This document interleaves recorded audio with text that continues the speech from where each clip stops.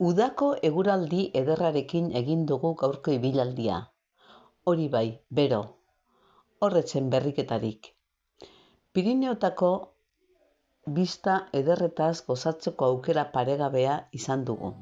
Hor nonbait eskutuan behatzak bihurritu, ean horbait egastu baduen akorde minorren bat.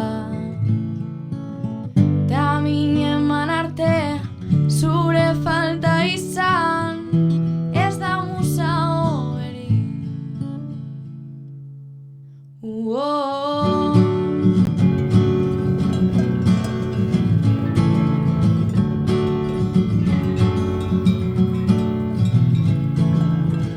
Katedral bat egin, hegalik gabe sortu ziren abesti pusketekin.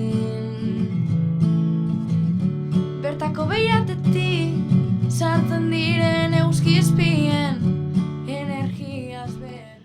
Bide hau kontrabandisten bidea bezala ezagutzen da, baina badirudi enarak ere erabili zutela.